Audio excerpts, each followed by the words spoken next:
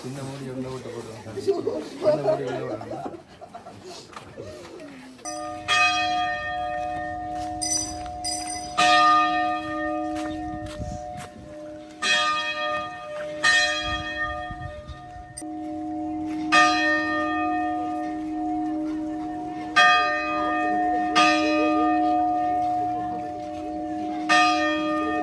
குருசு தூக்கி போடுறா.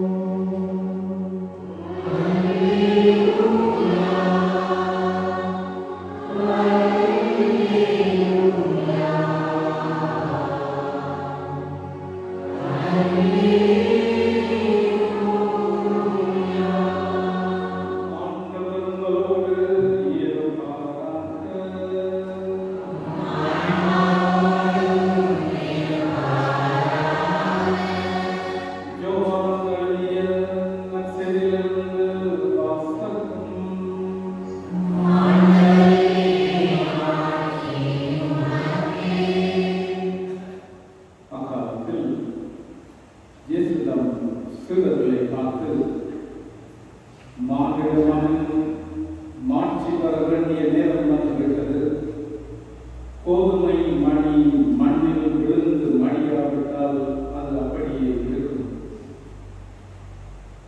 அது மடிந்தால்தான் மிகுந்த விளைச்சலை அளிக்கும் என உறுதியாக உங்களுக்கு சொல்லுகிறேன் என்றார்.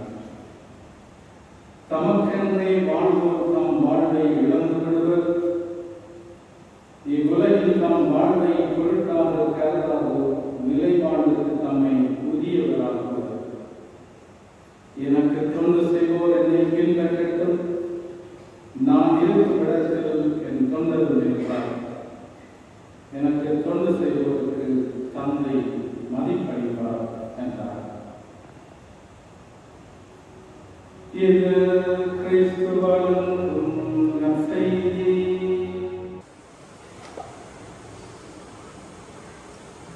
கார்த்திகை மாதம்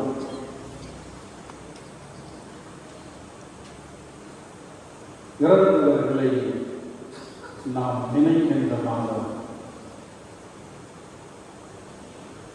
இந்த மாதத்திலே சிறப்பாக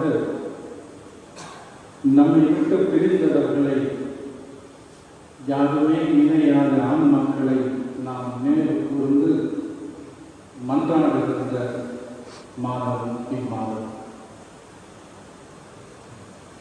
குறிப்பாக மரணத்தை நாம் முன்னிறுத்தி இருக்கின்றோம்.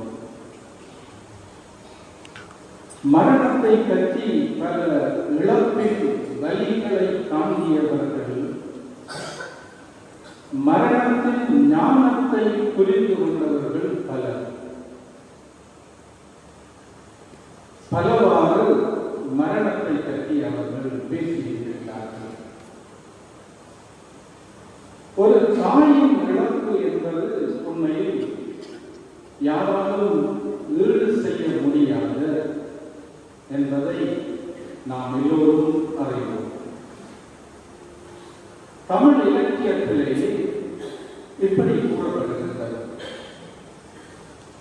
ஐயிரண்டு திங்களாய் அங்கமெல்லாம் நொந்து பெற்றெடுத்த தாய்க்கு எப்படி நான் நன்றி கூறி அவளை வழி அனுப்ப முடியும் என்று தமிழ் இலக்கியத்தில் பட்டினத்தார் அழகாய் தன் தாயின் அருந்தரும் செயல்களை என்ன செய்தாள், எப்படி செய்தாள் என்று எடுத்துரைத்து தன் தாய்க்கு இறுதி மரியாதை செய்வார். இதை தமிழ் இலக்கியத்திலே நாம் படிக்கின்றோம்.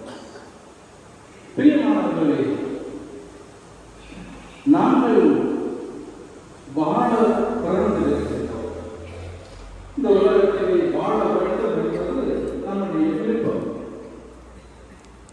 நாம் அன்பு செய்பவர்கள் யாரையும் நாம் இழந்துவிடக் கூடாது என்று ஆசிக்கிறோம். இது நியதி. நாம் நம்மோடு இருக்கின்றவர்கள், நாம் அன்பு செய்கின்றவர்கள் நம்மோடு இருக்க வேண்டும் என்று நாம் நினைத்துக் கொள்வது நமது நியதி.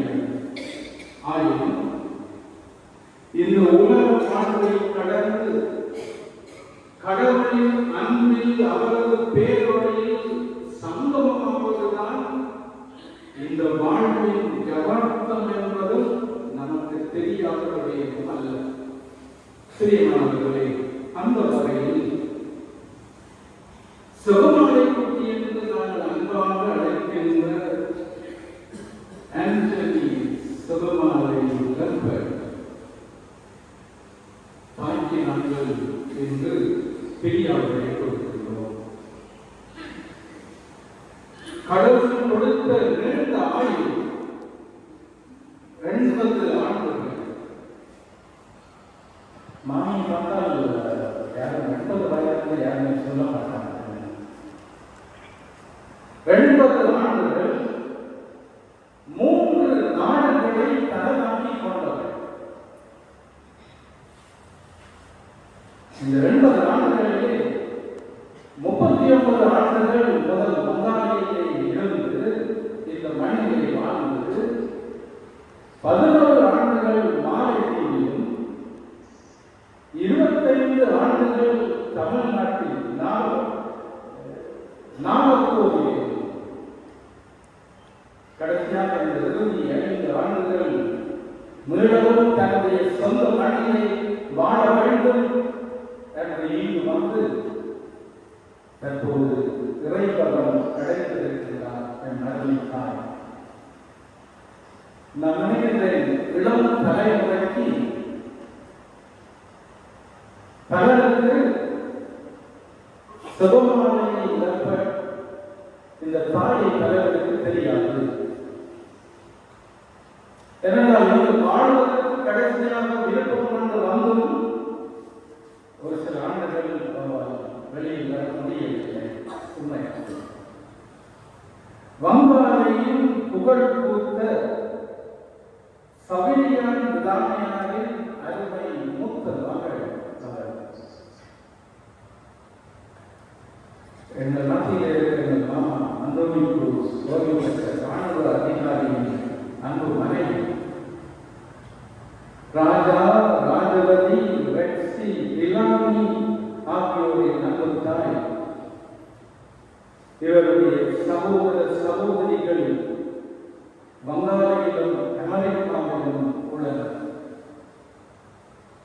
தாய்க்கு தாயாக, கணவனுக்கு நல்ல மனைவியாக, பிள்ளைகளுக்கு தாயாக, உடன் பிறப்புகளுக்கு நல்ல சகோதரியாக, பேரப்பிள்ளைகளுக்கு நல்ல கிராண்ட்மாவாக வாழ்ந்தவர் எங்கள் அருமை மாமா. நீதிமொழிகள் நூலிலே, வேத நூலிலே 31ஆம் அதிகாரம் 28ஆம் வசனத்திலே, அவளுடைய பிள்ளைகள் அவளை நட்புறவு பெற்றவள் என வாழ்த்துவார்கள், அவளுடைய கணவர் அவரை மனமாற புகழ்வார்.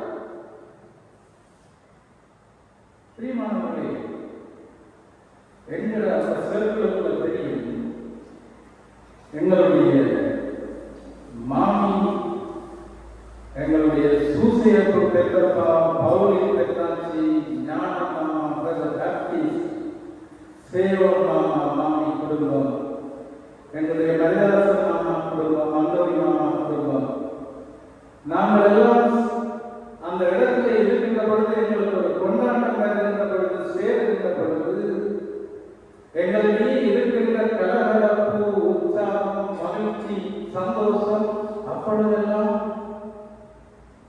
சுபமான கூட்டி அதில் லீட் பண்ணலாம்.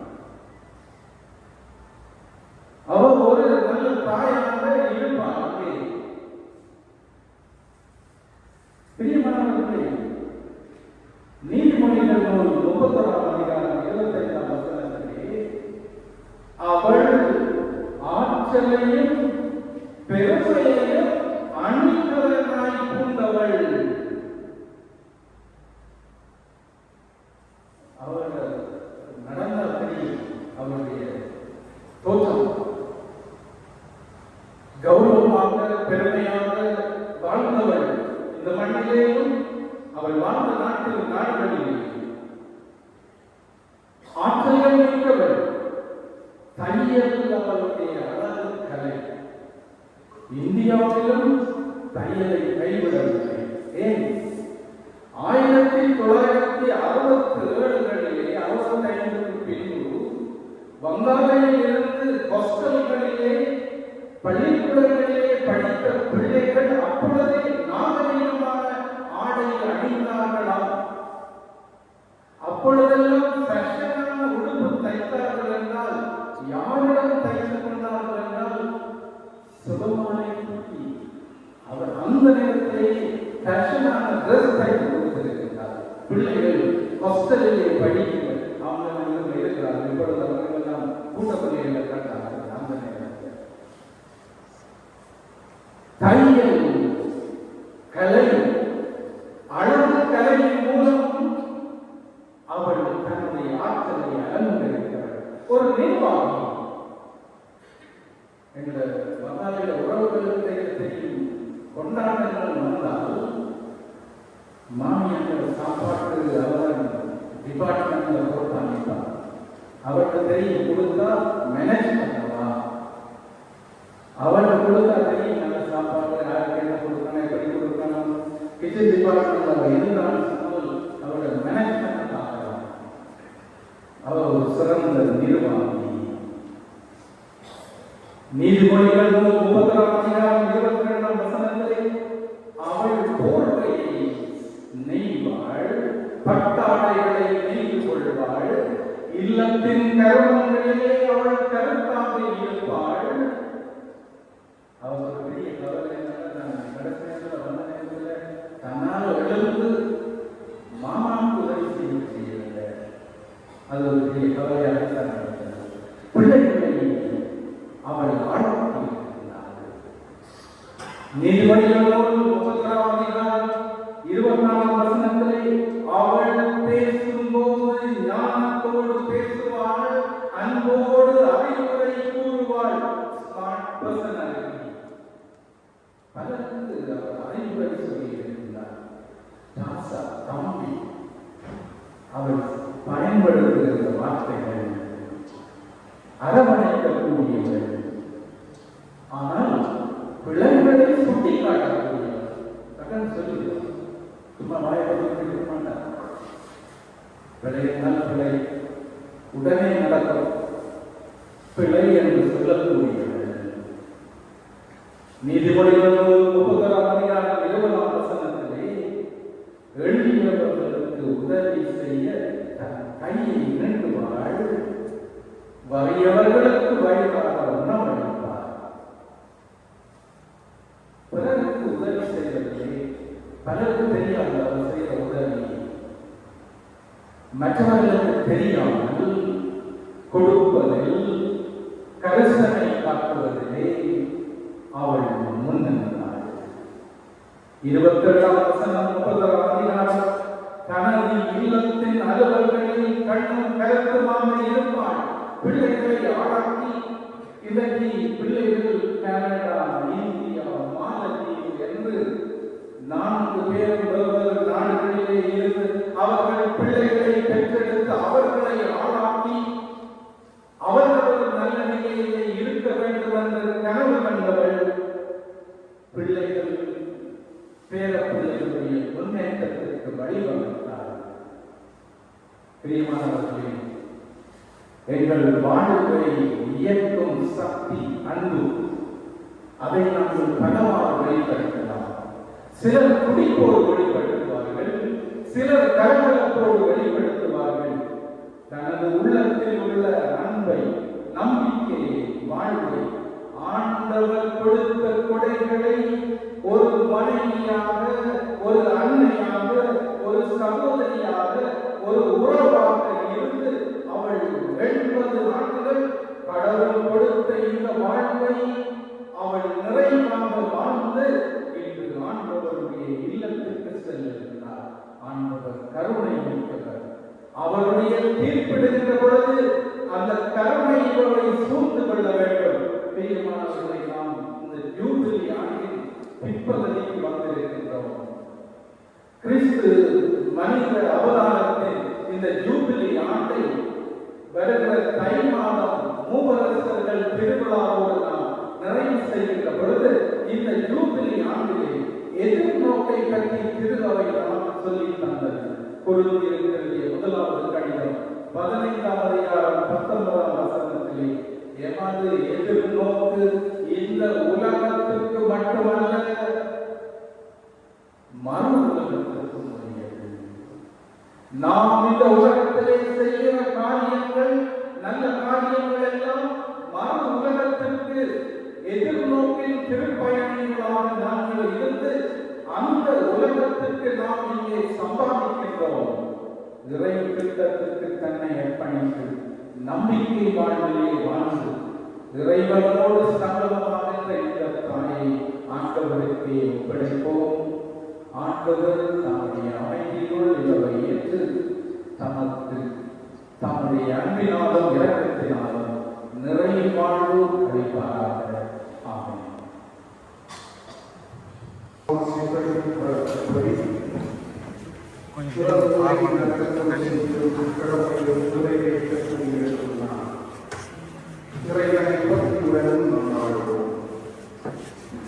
அனைத்தும் அவருக்கென்றே உயிர் வாழ்கின்றன. தம் சகோதரியின் பாவத்துடன் கொள்வதால் பிதாவிடம் இவர் அன்புறவு கொள்க நல்லாய இவரை அழைத்து செல்வார்.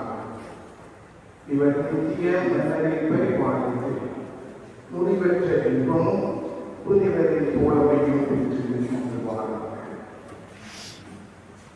இவர் ஆத்மாவை ஏற்றுக்கொண்டு உங்களிடம் ஒப்புக் கொடுங்கள்.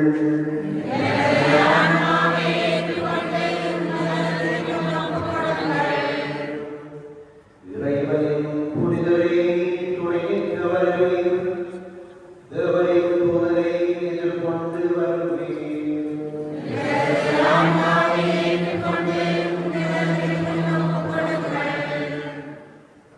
உம்மை தம்மிடம் அழைத்து இயேசு கிறிஸ்து உம்மை ஏற்றுக்கொள்வாராக.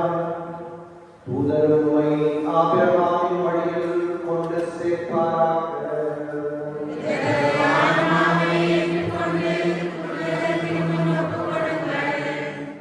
நித்திய நிலை பாற்றி ஆண்டவரே இவர்களுக்கு என்று அழைத்துள்ளீர்.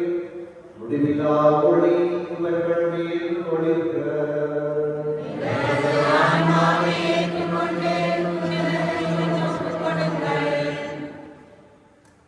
உலகில் இருக்கிற எங்கள் தந்தை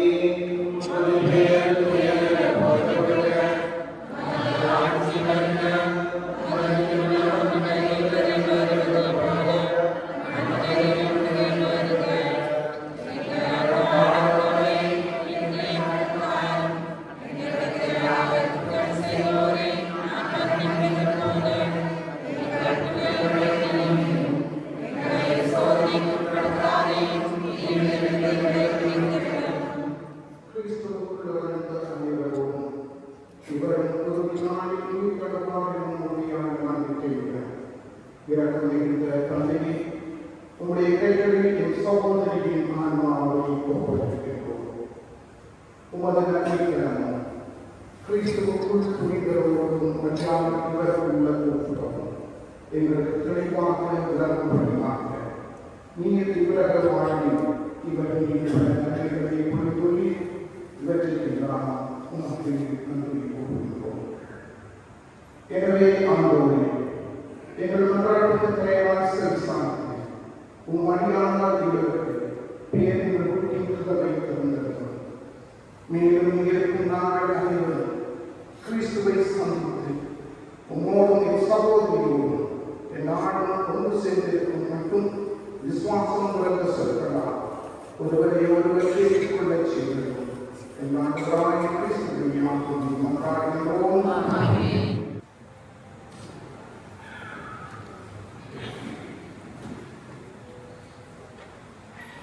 அனைவருக்கும் வணக்கம். தராது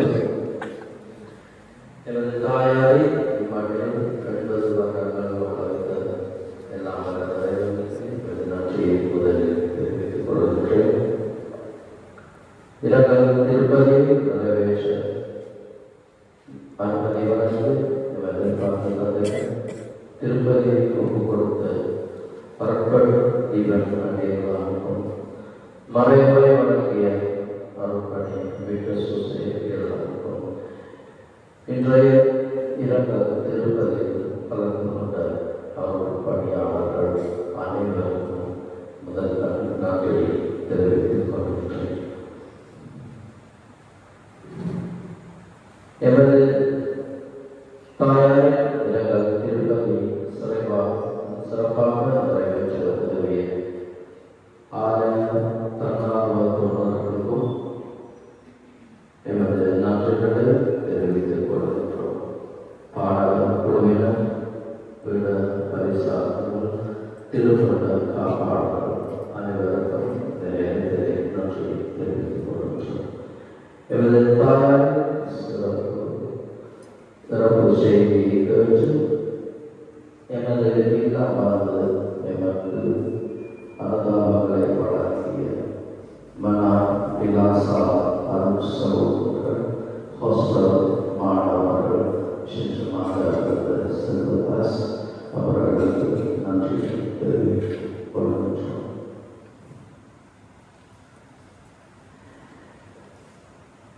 எமது தாய் சுகமீன என்ற வேளையில் எமது இல்லமானது இறைவன் செய்த வகாலை பக்தி சபைகள் அனைவருக்கும் எமது நன்றிகளை தெரிவித்துக் கொள்கின்றோம்.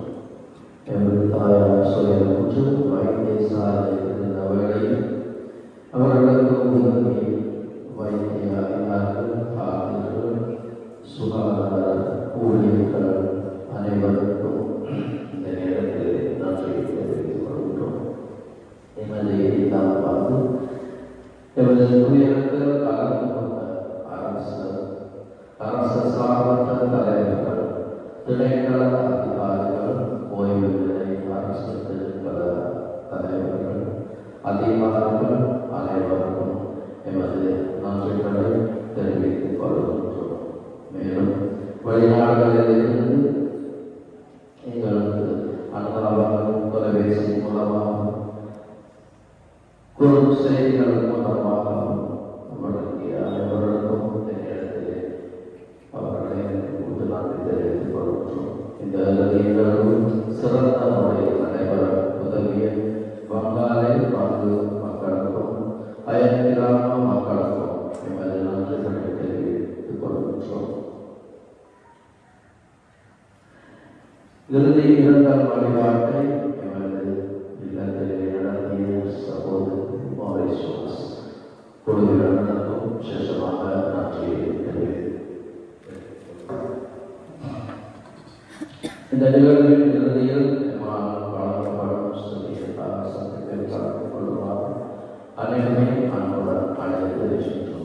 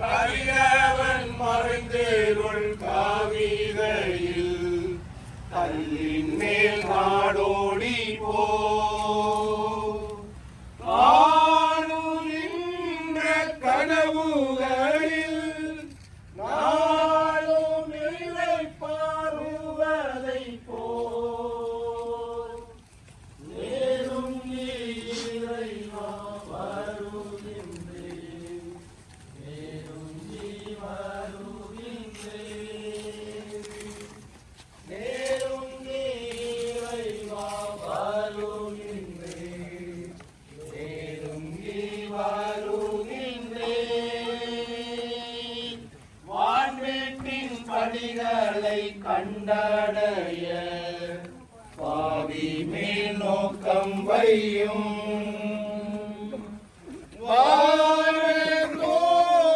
துணையினை நாளும் பெறவே செய்தருளும் நேரும் இறைவா வருகின்றேன் நேரும்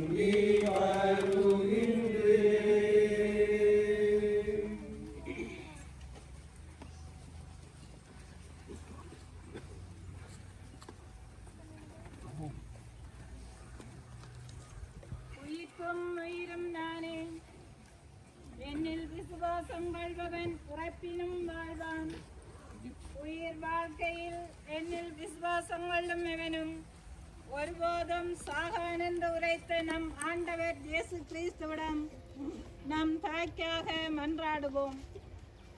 இறந்து போன லாசருக்காக கண்ணீர் சிந்தினீரே, எங்கள் கண்ணீரையும் துடைக்க உம்மை மன்றாடுகின்றோம்.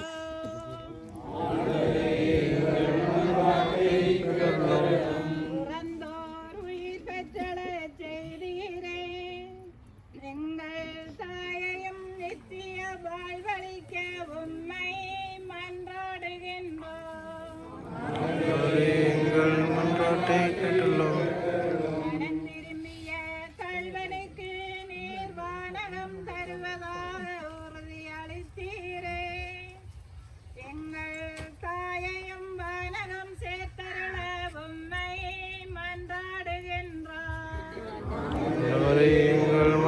மன்றாட்டை கேட்டலும் எங்கள் தாயை திருமுழுக்கினால் கழுவி திருப்பூசுதலால் முத்திரையிட்டீரே.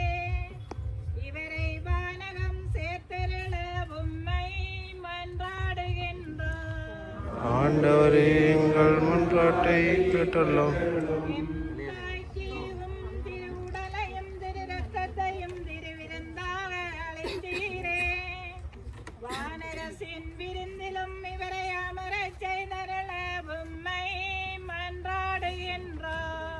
ஆண்டவரே எங்கள் மன்றாட்டை கேட்டலும் எம் தாயின் பிரிவாற்றமையால் துயருறும் நாங்கள் விசுவாசத்தினாலும் நித்திய வாழ்வின் நம்பிக்கையினாலும் ஆறுதல் பெற உம்மை மன்றாடுகின்றோம். ஆண்டவரே எங்கள் மன்றாட்டை கேட்டலும் உலகில் இருக்கிற எங்கள் தந்தை உமது பெயர் தூயதென போற்றப் பெறுக. உமது ஆட்சி வருக. உமது சித்தம் விண்ணுலகில் நிறைவேறுவது போல மண்ணுலகிலும் நிறைவேறுக.